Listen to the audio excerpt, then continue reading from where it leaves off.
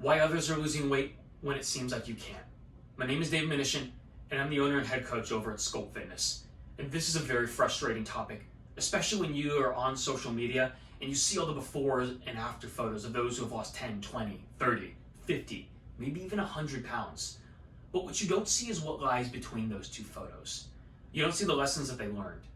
You don't see the strategies that they implemented. You don't see the struggles and the barriers that they had to overcome. See, the people that lost weight like that and have those testimonials, they weren't stopped because their hormones were out of balance. They weren't stopped because they had a slow metabolism. They didn't have to exercise for 5-6 hours a week. And they also didn't have to go on a keto diet. They didn't have to cut out all their carbs.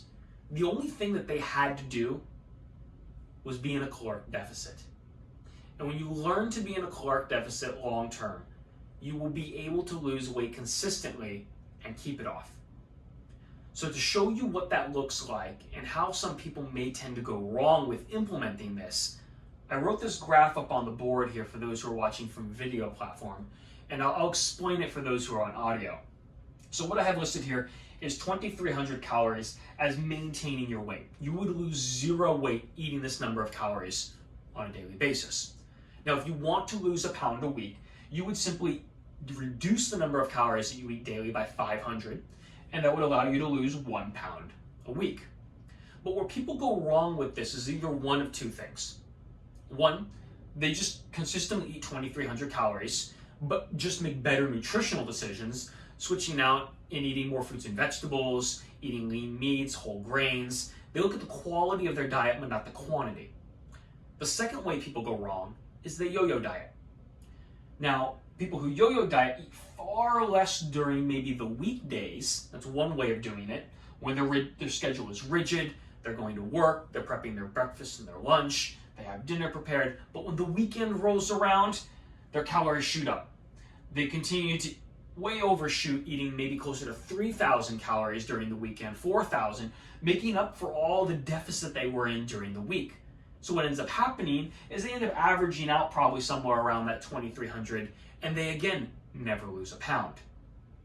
So in order to lose weight over the long term, you have to be in a caloric deficit. If you decide to implement a strategy like eating a little bit less during the week, maybe you have 17 or 1650 as far as calories go, so you have a little bit more wiggle room on the weekend, go for that. But doing something like a yo-yo diet is the extreme of that example. Now, one thing that I notice as a coach of why people get this wrong is it has a lot to do with their mindset. It has a lot to do with the way they view food. And they tend to view it from a rigid mindset, one that is subjected to binary thinking. And what I mean by that is they look at food as good and bad. Ice cream, bad. Apples, good. Hamburger, bad. Spinach, good. And what ends up happening when they do that is they start to develop an all or nothing mentality, which allows them to either completely do everything right, and they get great results for the time period that they're able to maintain that, which is pretty difficult. But the moment they fall off track, they completely fall off track. And they completely eat all the things that are not going to support that weight loss goal. So they end up following a yo-yo diet, but maybe just over longer periods of time. Instead, what I've noticed that happens with people who sustainably lose the weight is they continue to develop more of a growth mindset. They learn that they can incorporate hamburgers and fries into their diet. They can have that slice of pizza. They can drink that glass of wine. Those things aren't bad. They're not going to prevent them from reaching their goals.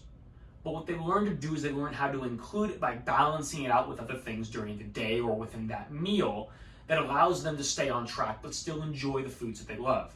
They learn that those foods aren't bad and that vegetables and fruits aren't good. They're just different foods that are used for different things, and they affect your bodies in different ways. And so when you learn to combine them, you end up getting sustainable results. You end up not obsessing over the scale because your mindset starts to change and you start to see this as a long-term journey that you're going to have success on because you're focused on the process. And so if you want to learn more about the process, continue to check out some of my other videos that I have on YouTube, Facebook, Twitter, and maybe even Instagram. Check out some of the other things that I'm saying about how people are losing weight. These are just two of the main topics.